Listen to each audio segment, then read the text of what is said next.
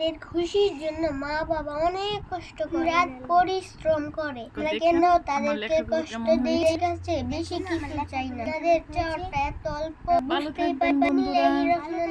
আসসালামু আলাইকুম। করি সবাই ভালো আছেন, আমিও ভালো আছি। আপনাদের কাছে আজকে কিছু কথা শেয়ার করব। মাকে বিরক্ত না করে নিজে নিজে কিছু কাজ করে ফেলি। কাজগুলোই আপনাদের কাছে শেয়ার করব। যেমন এখন সন্ধ্যাবেলা হাত পাও ধুয়ে শরীরে পাউডার দিয়ে পড়তে চলে আসলাম।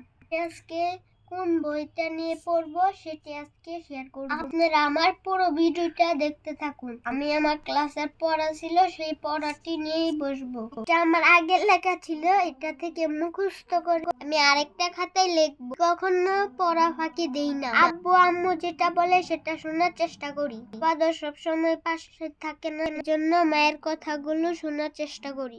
ছেলে মেয়েকেও বুঝিয়ে শুনিয়ে কথা শোনাবে। যখন আমাকে রাগ দেখায় তখন আমি একটু ভয় পেলে কোনো সমস্যা নাই, আমার কাজগুলো সেরে ফেলি।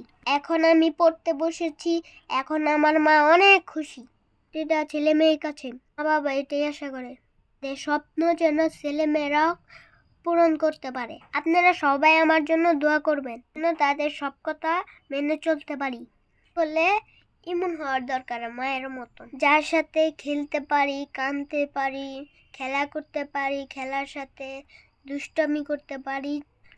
এটাই হচ্ছে বন্ধু। সবাই আমার জন্য দোয়া করবেন, মানুষের মতন মানুষ হতে পারি, আমার মন রক্ষা করতে পারি, মা বাবার মুখে হাসি ফুটে তুলতে পারি। আমার জন্য এই দোয়াটাই করবেন। সবাই ভালো থাকবেন, সুস্থ থাকবেন। আমার ভিডিওটা যদি ভালো লাগে আজকের ব্লগটা এই পর্যন্তই। আল্লাহ হাফেজ। কমেন্ট শেয়ার করে দিবেন। আরো নতুন নতুন ভিডিও